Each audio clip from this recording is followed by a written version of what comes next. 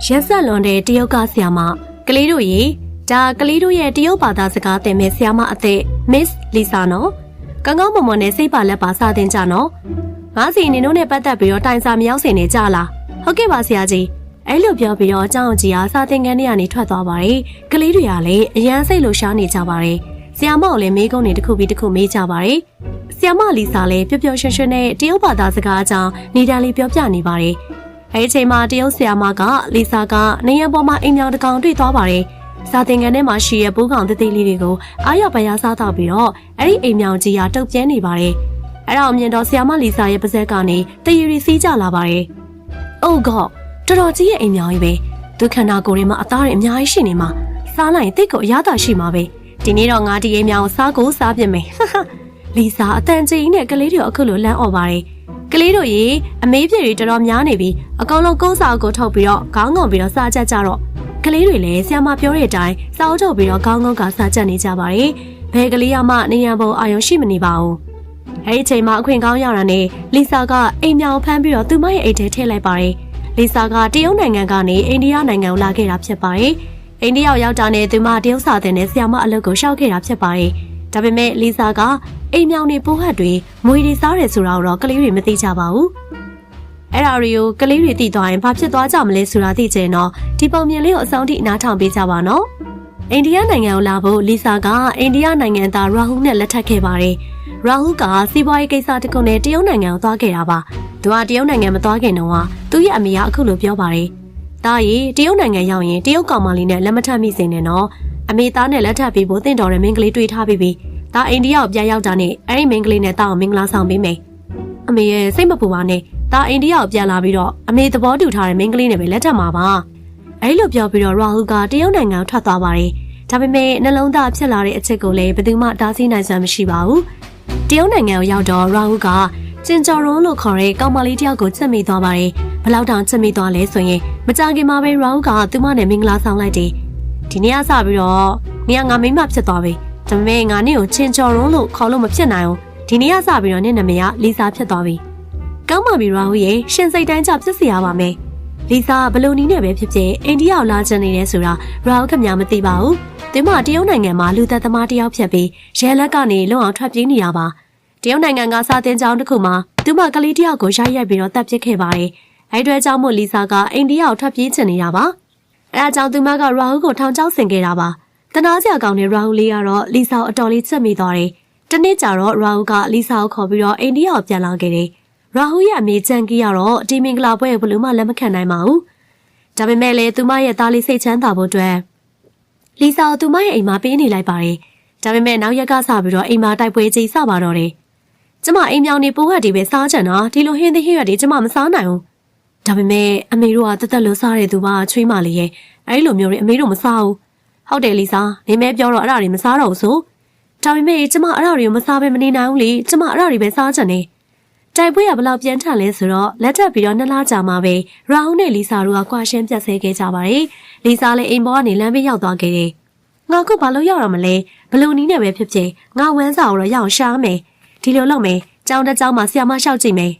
လီစာကတရုတ်နိုင်ငံမှာကလေးကစာတင်ကြားကြီးအတွေ့အကြုံရှိတာဆိုတော့လွယ်လွယ်ကူကူပဲဆရာမလို့ရောက်သွားပါတယ်ကျောင်းတော်မှာလည်းနေဖို့အိမ်ရောက်သွားတယ်ကျောင်းကြီးကအကျောင်းတစ်ကျောင်းလုံးမှာကြောင်ညာစာထုတ်ပြန်လိုက်တယ်ဆရာတို့ကျောင်းကိုဆရာမအသက်တယောက်ပြောင်းလာလိမ့်မယ်သူမကနိုင်ငံခြားသူတော်တော်ဝေးတဲ့နိုင်ငံကနေလာတာဆရာမရှိမှမဟုတ်တာရှောက်မလုံးနဲ့နော်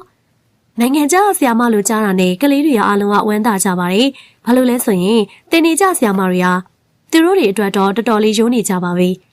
နိုင်ငံခြားဆရာမလာမယ်အရန်ပြောဖို့ကောင်းပါပဲငါတို့ဘိုးစုတာအများကြီးရတော့မယ်နိုင်ငံခြားအကြောင်းတွေအများကြီးသိရတော့မယ်နောက်တနေ့မနေ့မှာတော့လီစာခါတိုင်းလိုပဲကြောင်းအောင်လာပါတယ်လာလီစာနင်းတို့တွေ့ရဖို့ကလေးတွေအမြောက်နေရတော်တော်ကြပြီဒီနေ့ကစပြီးတော့ကျမအကြောင်းအမြဲလာတော့မှာပါလာပါကလေးတွေနဲ့သွားတွေ့ကြရအောင်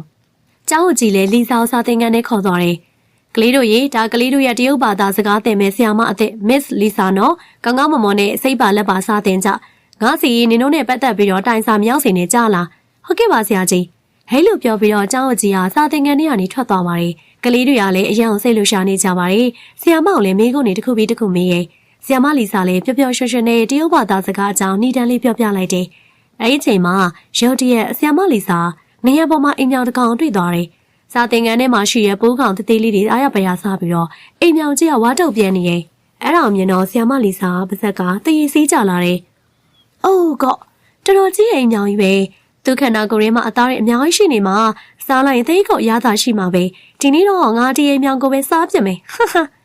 ကလေးတွေလည်းဆီယမပြောတဲ့အတိုင်းစားအုပ်ထုတ်ပြီးတော့ခေါင်းငုံကစားကြနေရဲ့ဘဲကလေးမနေရပေါ်မှာအာရုံမရှိပါဘူး။အဲဒီအချိန်မှာအခွင့်ကောင်းရတာနဲ့လီစာကအိမ်မြောင်ဖမ်းပြီးတော့သူမရဲ့အိတ်ထဲထည့်လိုက်တယ်။နေလဲစာကျောင်းစင်းချိန်ရောက်တော့လီစာကတခြားဆီယမတွေနဲ့အတူနားနေကန်ထဲမှာထိုင်နေပါတယ်။မတူကလီစာကိုအခုလိုပြောလိုက်တယ်။လီစာထမင်းကြိုင်ယူမလားလားမစားတော့ဘူးလားမဟုတ်ပါဘူးကျမအဲ့လောက်ဘိုင်းမစားလို့ပါအမားတို့စားကြပါကျမအပြင်ခဏသွားလိုက်အောင်မယ်အဲ့လိုပြောပြီးတော့လီစာကသူမရဲ့အိတ်ကိုလွှဲပြီးတော့ကျောင်းရဲ့လူသူရှင်းတဲ့နေရာကိုသွားလိုက်ပါတယ်ပြီးရနဲ့သူမရဲ့အိတ်ကနေအိမ်မြောင်ထုတ်လိုက်တယ်ဟာဟာငါနေကိုစားတော့မယ်တော်တော်အရသာရှိမှာပဲအိမ်မြောင်လေးကအသက်မသေးအောင်လို့အတနာခံပြီးရုံးပင်မယ်လီစာတော့ဘယ်လိုမှမခံစားရပါဘူးလီစာသူမကင်ထားတဲ့အိမ်မြောင်ကိုပါဇက်ထဲထည့်ပြီးတော့တခဏအတွင်းမှာပဲကောင်းအောင်လို့ဝါးစားလိုက်တယ်ဟာဘိုင်းဝါသွားပြီဒီလိုအိမ်မောင်မျိုးသားနေတိုင်းစားရအသိကိုအရသာရှိမှာလီစာအဲ့ဒီနေရာကနေထွက်သွားတယ်သူအိမ်မြောင်စားတာကိုအတန်းကလေးမလေးတယောက်မြင်သွားတယ်ဆိုတာသူမတော့မသိလိုက်ပါဘူးမီနူကတန်းစိန်ကန်းသွားပြီးပြန်လာတဲ့လမ်းမှာအခုလိုကြောက်စရာကောင်းတဲ့မြင်ကွင်းကိုမြင်တွေ့ခဲ့တာဖြစ်ပါရဲ့မီနူကအတန်းစီပြေးသွားကဒီအကြောင်းအတန်းနဲ့ကလေးတွေအားလုံးပြောပြလိုက်တယ်ဒီမှာအားလုံးနားထောင်ကြအောင်ငါတို့ရဲ့တရုပ်စာတင်တဲ့ဆရာမတစ်ကလေအိမ်မြောင်စားတယ်သိလားဘာအိမ်မြောင်စားတယ်ဟုတ်လားဟုတ်တယ်နောက်ပြီးအိမ်မြောင်အရှင်ကြီးကိုစားတာနော်မပြောပါနဲ့တော့မင်းတို့ရဲ့ငါအန်အောင်အန်ချင်နေပြီတကယ်ပြောတာငါမျက်လုံးနဲ့တေချာမြင်ခဲ့တာလာကျောင်းကြီးကိုသွားပြောကြရအောင်ငါတို့အလို့ဆရာမမျိုးနဲ့စာမတင်ချင်ဘူးအဲ့ဒီချိန်မှာစာသင်ခန်းထဲကိုလီစာရောက်လာပါတယ်သူမကလေးတွေပြောတာအားလုံးကြားသွားပါတယ်သူမအတွက်ဒီလောက်ကအရေးကြီးအားကြောင့်အလောက်ကမထွက်ရအောင်ကလေးတွေကိုကြောက်အောင်လို့ချင်းချောက်ပါတော့တယ်အော်ဒီလိုလားမင်းတို့ငါအကြောင်းကိုတီးသွားကြပြီလားဟုတ်တယ်သမီးတို့အားလုံးတီးသွားပြီသမီးတို့ဆရာမောက်ဒီကြောက်နေထုတ်ပြတော့မယ်အဲ့လိုအမားမျိုးမလုံးမိပါစေနဲ့ငါနင်းတို့အားလုံးစားပြတ်လိုက်မှာနော်ဒါကိုကြတော့ကလေးတွေအားလုံးကြောက်သွားပြီးတော့ငြိမ်သွားကြတယ်အဲ့ဒီချိန်မှာလီစာကောင်းထဲမှာအကြံတစ်ခုဝင်လာပါတယ်ဒီเจ้าမှာကလေးတွေအများကြီးပဲသူတို့ရဲ့အိမ်တွေမှာဆိုရင်အိမ်မြောင်တွေအများကြီးရှိမှာပဲလီစာကလေးတွေအားလုံးအကျဉ်းအော်ပြောလိုက်တယ်ဒီမှာမင်းတို့မသေးချင်သေးဘူးဆိုရင်ငါအတွက်နင်တို့အိမ်ကနေအိမ်မြောင်တွေပိုးဟတ်တွေဖမ်းပြီးတော့ယူလာခဲ့ကြမဟုတ်ရင်တော့မလုပ်ပါနဲ့ဆရာမရဲ့သမီးတို့ယူလာခဲ့ပေးပါမယ်သမီးတို့တော့မသက်ပါနဲ့နော်နောက်ပြီးဒီကိစ္စဘယ်သူမှမသိစေနဲ့တော့ကြားလားကလေးတွေကလဲလဲကူကူနဲ့ကြောက်သွားတယ်လေးစားအဲ့ဒီအချက်ကိုခွင့်ကောင်းယူလိုက်တာပါနောက်နေရစပြီးတော့ကလေးတွေအားလုံးကအိမ်ရောက်နေအိမ်မြောင်တွေပိုးဟတ်တွေကိုသိလာကြတယ်အိမ်ရရေးချိုးကန်အိမ်သားတွေရဲ့နေရာတွေမှာအိမ်မြောင်တို့ပိုးဟတ်တို့တွေ့ရနေဆရာမလီစာတက်ဖမ်းပြီးတော့ယူလာကြပါတယ်ဆရာမလီစာကမယူလာတဲ့ចောင်းသားကိုတော့အပြစ်ပေးပါတယ်ဒီနေ့ငါအတွက်ဘာမှယူလာမပေးတဲ့သူရှိရင်အရှိထွက်ကပေးပါကလေးတွေလည်းထွက်လာကြတယ်လီစာကလေးတို့ရိုက်ပြီးတော့အခုလိုပြောတယ်မင်းတို့အားလုံးအပြင်ကနေငါအတွက်မွေးဖမ်းလာပေးရမယ်မွေးဟုတ်လားဒါပေမဲ့သားတို့ဘလို့ဖမ်းမှလဲဆရာမရဲ့သားတို့မွေးကြောက်တယ်ကြောက်တောင်ရင်ဆိုင်ပြီးတော့ငါတက်မွေးဖမ်းလာပေးမဟုတ်ရင်တော့နင်တို့ကိုလေငါဘာလုပ်မလဲဆိုတာနင်တို့ကောင်းကောင်းသိရဲ့ကလေးတွေလည်းကြောက်ပြီးတော့မွေးဖမ်းမှုအတွက်ထွက်သွားကြပါတယ်ပထမနေ့မှာတော့ကလေးတွေကမွေးကောင်းသေးသေးလေးကိုဖမ်းလာနိုင်ခဲ့ပါတယ်အဲဒီမွေမှာအစိမ့်မရှိပါဘူးအဲဒါကြောင့်ကလေးတွေဘာမှမဖြစ်ဘူးဒါပေမဲ့လီစာရဲ့လောဘစိတ်ကတော့များတက်များလာတယ်ဒါပါလေဒီလိုမွေသေးသေးလေးကိုစားရင်ငါဘယ်လိုလုပ်ဘိုက်ပြစ်မှာလဲမနှက်ပြန်ကြရင်ငါမွေအကြီးလိုချင်တယ်လီစာအာနာပြပြီးတော့ကလေးတွေကိုဘာမစိုးလောက်ခိုင်းပါတယ်2လ3လလောက်ကြာတော့ကလေးတွေလည်းပို့ပြီးတော့စိတ်ညစ်လာကြတယ်တချို့ဆိုရင်ဖျားပါတော့တယ်သူတို့အเจ้าမတော်ရဘူးအိမ်မှာအမျိုးမျိုးကြမ်းကြပါတော့တယ်တစ်ဖက်မှာတော့လီစာရဲ့ယောက်ျားရာဟုကလီစာအเจ้าကိုမေ့သွားတယ်အဲဒီလိုနဲ့တနေ့မှာတော့သူ့အိမ်ကိုရဲတွေရောက်လာကြပါတယ်ရဲကိုမြင်တော့ရာဟုကလန့်သွားပါတယ်လင်းချင်းချော်ရုံးလို့ခေါ်တဲ့လူသက်သမားနဲ့လက်ထပ်ထားတာမဟုတ်လားတရုတ်ကနေငါတို့စီတင်ရထားတယ်ငါတို့သူ့ကိုဖမ်းရမယ်သူ့ကိုအခုချက်ချင်းခေါ်လိုက်ပါမဟုတ်ရင်နင့်ကိုပါဖမ်းပြစ်မယ်ကျွန်တော်တို့နှစ်ယောက်ကွာရှင်းပြီးတော့ပါပြီဆရာရဲ့ကျွန်တော်ဘာမှမလုပ်ပါနဲ့ကျွန်တော်ဆရာတို့ကိုကူညီပြီးတော့သူ့ကိုရှာပေးပါမယ်ရဲတွေနဲ့အတူပေါင်းပြီးတော့ရာဟုလည်းလီစာကိုလိုက်ရှာပါတယ်တစ်ဖက်မှာလည်းကလေးတွေကမွေဖမ်းဖို့တောတယ်ကိုသွားတော့အစိပ်ပြင်းတဲ့မွေတကောင်မင်းတို့ကိုကိုက်လိုက်ပါတယ်မင်းတို့ကိုခေါ်ပြီးတော့ကလေးတွေအားလုံးကကျောင်းအကြီးစီရောက်လာတယ်ကျောင်းအကြီးကမင်းတို့ချက်ချင်းစိတ်ယုံတင်လိုက်ပါတယ်တခြားကလေးတွေကလည်းကျောင်းအကြီးကိုလီစာရဲ့တရုံမှန်ကိုပြောပြလိုက်ပါတယ်ဘာလီစာအဲ့လိုလူမျိုးလားဆရာအခုပဲရဲခေါ်လိုက်မယ်ငါ့ကိုဘယ်သူမှဖမ်းနိုင်မှာမဟုတ်ဘူးတရုတ်ကရဲတွေတော့ငါ့ကိုမဖမ်းနိုင်တာဒီကရဲတွေလည်းဘာမှထူးမှာမဟုတ်ဘူးအဲ့လိုပြောပြီးတော့လီစာကအကြောင်းပြုံထွက်ပြေးသွားပါတယ်အဲ့ဒီချိန်မှာသူမရဲ့ရှေကိုရဲကရောက်လာတယ် ကားပေါ်ကနေရာဟုလည်းဆင်းလာပါတယ်